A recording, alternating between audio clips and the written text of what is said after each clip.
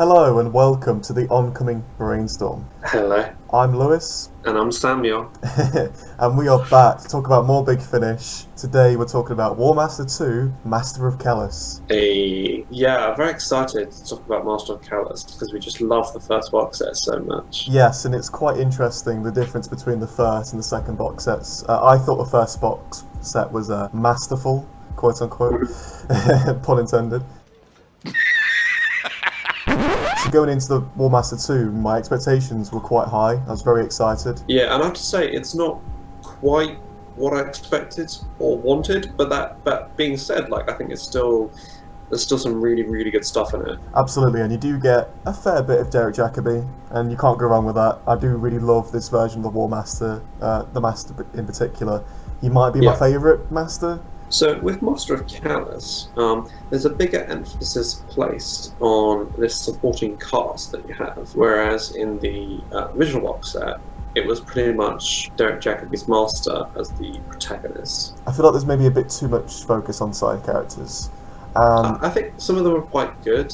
Yeah. I quite like Martine in some ways. Me too. I think Taramon is awesome as a villain. Cool villain. You also have Herschel, who's this really cowardly American dude. Yeah, I think he's really funny. Cool. But like we said, it is one big story, and each part is kind of just a part of that story. So that does have its upsides and downsides, I think. Yeah, whereas the first box set, you could kind of jump in at any point, like if you wanted to re-listen, except for the finale. The first three, the Beneath the Viscoid, the Good Master, and the Skyman, all feel like they do stand alone quite well, but they're also carrying out threads of stories. I think you really have to maybe give the first box set a go first before diving into this one, and go into it knowing that it is one big story. Yeah, some interesting things about the story. It's written by James Goss and Guy Adams, and James Goss, of course, penned the incredible Skyman in the previous box set, which we both loved. And it's still one of my favourite Big Finish stories. Yeah, it's incredible. And he does give a similar feel to Callous as the feel you got for that planet in Skyman. Yeah, Callous is a very dark and downtrodden place. So with this whole story, one thing I was really interested to hear was the writers talk behind the scenes about how they based it off a story by Conrad, called Nostromo. You may know Conrad. He wrote Jurassic Park, I believe, and Heart of Darkness as well. And the story does follow a lot of the beats from Nostromo, which does create some problems, which we'll get into in the spoiler section, because there's some things that make sense in that book that don't really make sense in the Doctor Who universe. So overall, to wrap up this spoiler-free section, I would say this box set is decent, but not as much as the first box set. I like it a lot. I hope they get back to doing separate stories in the future box set. I think the Ood are awesome. I hope Silas Carson is back to voice the Ood in more Big Finish stories, because they're really incredible the way they're used here. So the first part of the box set is Call of the Dead, which is written by James Goss, and I would say this is a fairly average to weak opener, honestly. It is kind of Master Light, you don't really get much of Derek Jacobi in it, and I feel like that hurts the story. I really like the world they open up with Callous, setting up this kind of very dark, very dour, very miserable mining planet that's owned by this character called Elliot King. They set up the fact that this place is owned by this character called Elliot King, who's portrayed quite well. I do like him as this kind of cowardly, unsure of himself, kind of nervous dude, and you can really see that Callous is going down the pit, quite literally.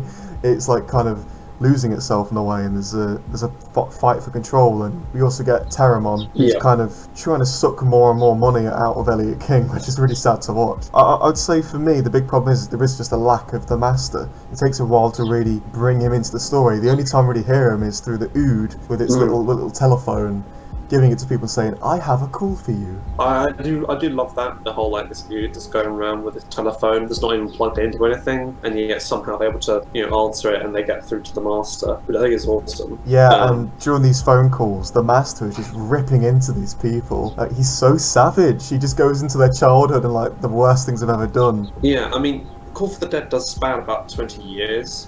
So you can tell that this is a plan that he had in the making for quite a while. So about 20 minutes into the story, Elliot King does get killed off, and instead we bring in his daughter, which is Cassie King, and Yeah. her wife Martine, and I really like those characters. The question is, like, did we need Elliot's story? Why was it necessary? I don't really know why it was necessary. I'm on exactly the same page. I really feel that they could have just had, like, opened the story up with Elliot King dying, like, in the first few minutes. Maybe the mystery of him picking up the phone. Maybe we don't hear what's on the other side of the phone. Maybe Cassie sees him doing it, then he kills himself, and it's like, oh god, what's going on this phone?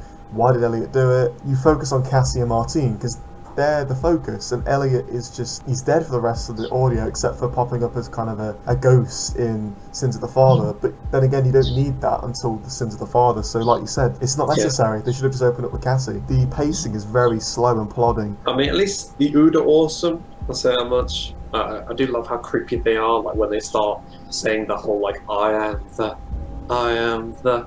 My favourite part is just the phone calls with Derek Jacobi with the rest of the cast. So yeah, it's not bad. I think it's a pretty average opener for me. Alright, so Glittering Prize is an improvement, I'd say, over Call for the Dead, in that it's much faster paced. It even has a bit of humour. The music is way less overused. We get a lot of Jacobi. Like, I think Glittering Prize is fantastic. It is a big step up from the first part. The Glittering Prize, written by James Goss, it has a stronger balance of drama and comedy, I'd say, and it's a big improvement from Call of the Dead. Yeah, I mean, there's one bit where you find out that Jacobi, because he's kind of been on the planet for a while, and he's going off this party to entertain some children and dress up as a clown. I could only imagine how terrifying the War Master would look in clown makeup. That should have been on the front cover. But, oh god! There's a bit of a time jump between Call of the Dead and the Glittering Prize, because at the end of Call of the Dead, the War Master gives Cassie the option to, oh, do you want me to come and help you out, kind of thing, over the phone. Yeah. And then we pick up the Glittering Prize, and like you said, Jacobi's been here for quite a long time, and he's been helping out not just Martine and Cassie, but also other people around the mine.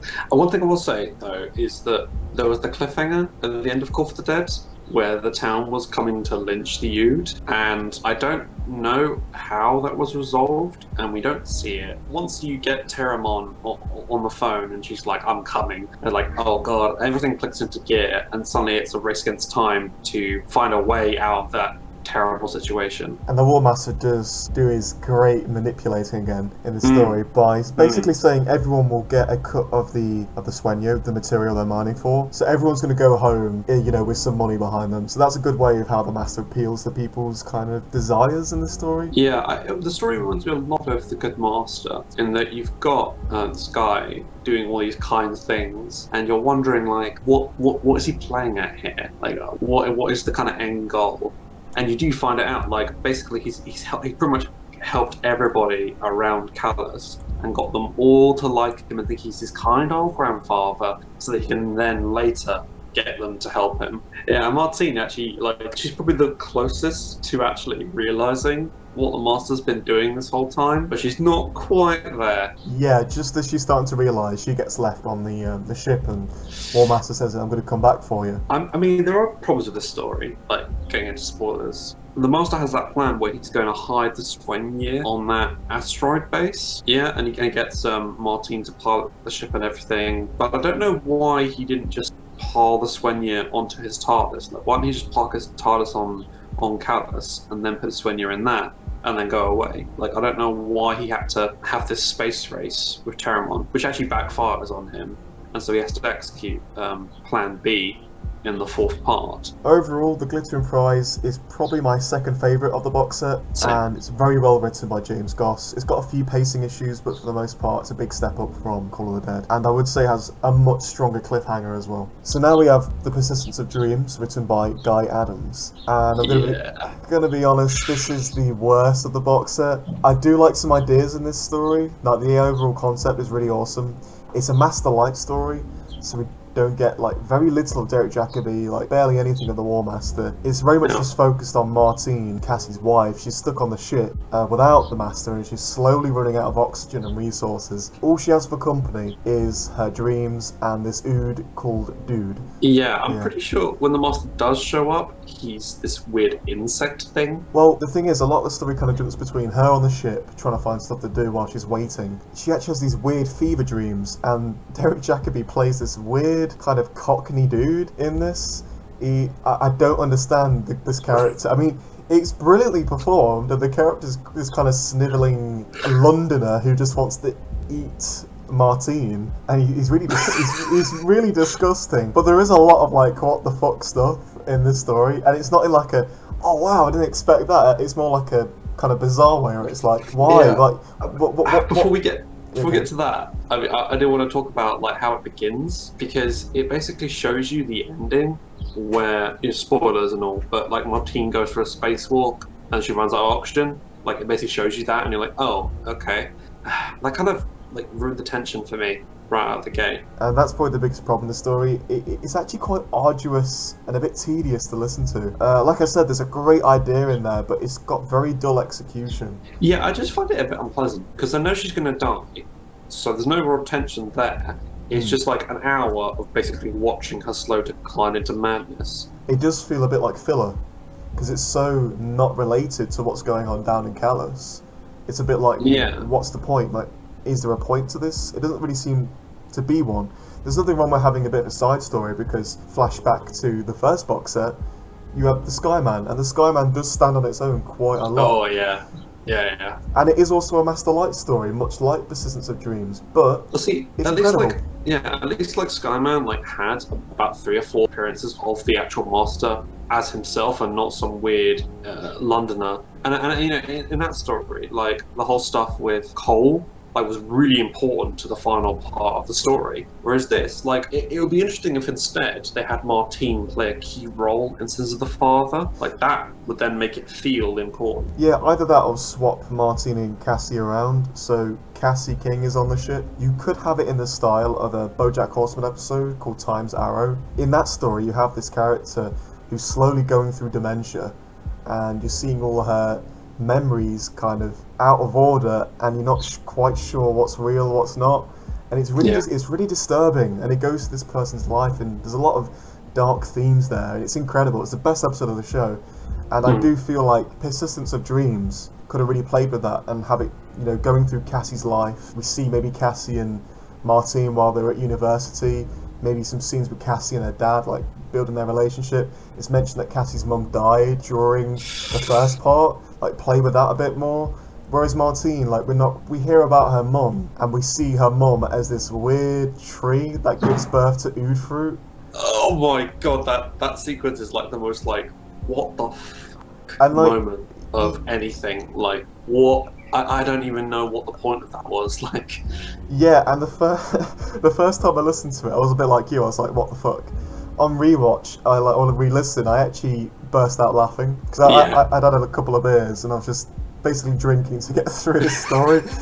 And you just hear like Martine's mum just sort of go, "Oh, I'm this oud tree and I've got to push it out." Oh! It's literally like that, and her voice has been deepened, and it sounds just disgusting. It sounds so stupid. Yeah, I mean, okay. So I will say I really like Silas Carson as Dude the Ood. That's one thing I can say about the whole box set. It's basically anytime the Ood are talking, it's great. Go back to Nostromo, because this is part of that book where a character runs off with all the Swenya and then goes insane, and you kind of are left wondering what happened to them in the book. Whereas Guy Adams was like, "Oh, I know what we'll do. We'll have a whole hour about this person going insane." But why though? Yeah, it does give me vibes of this Love, Death and Robots episode as well, called Helping Hand. You know, someone kind of stranded in space and they're about to die, so they need to do really awful things just to survive. But that episode's like 10 minutes. Like, it goes by really quick and it doesn't overstay its welcome.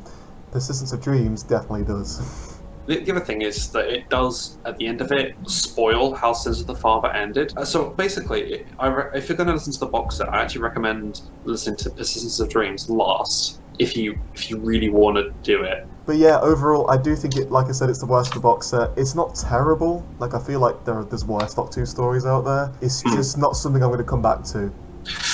But hey, next part is amazing though. So here we are at the end of the box set. Part 4, Sin of the Father, written by Guy Adams.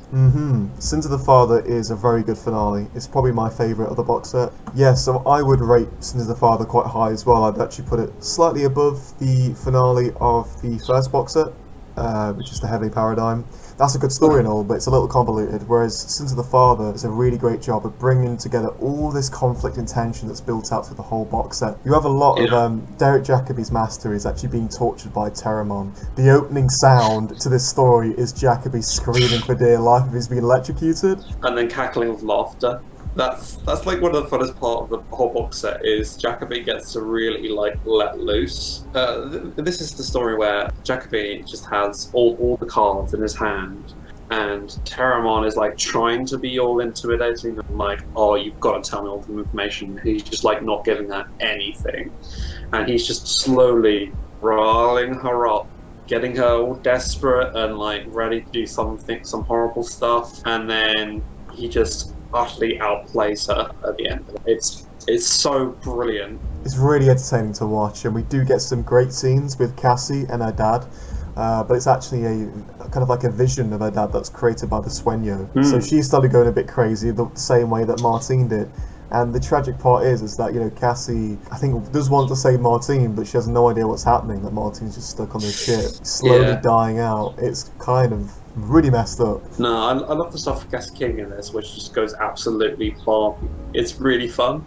There's there's two mercenaries who are very like workmanlike about the whole like the fact that they've got to massacre this village. They're talking about sandwiches, the long shifts they're working to talk to the master. I think it's really amusing, and it adds a lot of personality to Terramon's men. This story does so much great stuff that I just wish it was like spread out throughout the box set. Like we had a bit more, maybe those two mercenaries throughout each story, and maybe we cut back to them now and again. That'd be quite nice. It won't get so samey where it's just, you know, Jacques or Cassie or Martine. You like in Call of the Dead. It gets a bit. You need a bit more of that kind of world building. That Sins of the Father does very nicely. Yeah, I like how Terramon, she just had this kind of calm demeanor throughout, where she's been like politely threatening people and like, you know, but being like a real horrible person while doing it. But here, that whole veneer just cracks, and you see her at her most like desperate and monstrous. I do love the ending bit with the Ood, where we finally get that really chilling scene where their eyes go red, like they did in Satan Pit, and then they just start massacring everybody. I'm really glad they got included in this box set. It's quite nice to have a modern Who villain in a Big Finish story, and they are used very well in this box set. And that particular ending is really dark. They're just saying, "I am the master." It's like just frying their brains with the Ood orbs. It's so cool. It was awesome and really kind of scary. And I love the way that the Ood were used back in Satan Pit. I think they're terrific back there. I hope we get more of them used in this manner. The final like interrogation scene where Terramon like gets out the knives and she's like, "I'm really mess you up now," and the master just doesn't give a damn, and he gives this monologue about how he's gonna kill her because he doesn't like her and all this stuff. I think that's great. And at the end as well, when he's getting away with his TARDIS, and he has the choice to take Cassie with him, and he's like, "I could do, but I don't like you very much." I mean, there is a plot hole. It's that basically it's implied that Terramon like cut up the master with some knives, like really nastily, and yet he's able to like and kill her. It's mostly like off screen, but I don't really know how he managed to do that. That's my only issue. Pretty sure he would have to regenerate if he had like multiple stab wounds. And if he was electrocuted like numerous times, I'm pretty sure he'd have to regenerate. There is kind of an interesting tie-in to more of the kind of War Master mythology with the Fob Watch and the Chameleon Arch. Because at the very end, we see the Master with this Time Lord, kind of implying that maybe this Time Lord is kind of like a runaway from Gallifrey, possibly just selling dodgy bits of Time Lord technology around. It's not really explicitly said, but that's kind of what I see it as. I believe that Time Lord shows up in Gallifrey Time War. Oh, okay, interesting. Did he ever say his name? I can't remember. But, I forget. But I guess you got to listen to Gallifrey Time War to find Right. out more about that. We'll have to get dirty rich and be able to fork out for Gallifrey Time War.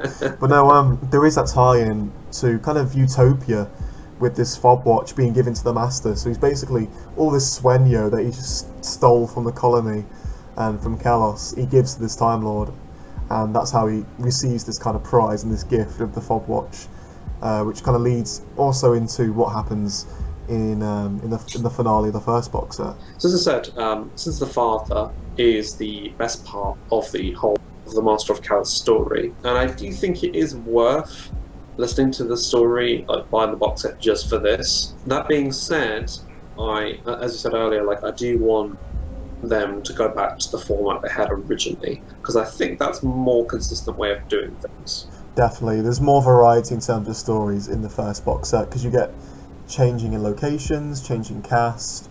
It feels like each story was fresh in that, you know, it stands on its own, but can also carry out threads till the finale.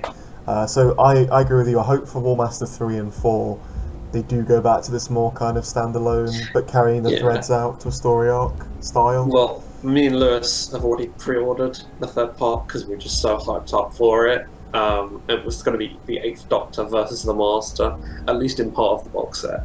Yeah, and it's called Rage of the Time Lords, which is a cool title. Yeah, they're really good at naming things, aren't they? No, so overall, I feel like this is a decent box set. The finale almost redeems the flaws of the earlier parts, but yeah, it's just not quite as great or masterful as the first box set. So join us next time for the review of the Warmaster 3 box set, which should be coming out very shortly. So thank you all for watching. Let us know if you've listened to this box set and what your thoughts are of not only Master of Callous, but Big Finish in general, and maybe the whole Warmaster series and where you think it might be going. And join us next time, and we will catch you on the flip side. Take care, and goodbye. Thanks for watching. Bye-bye.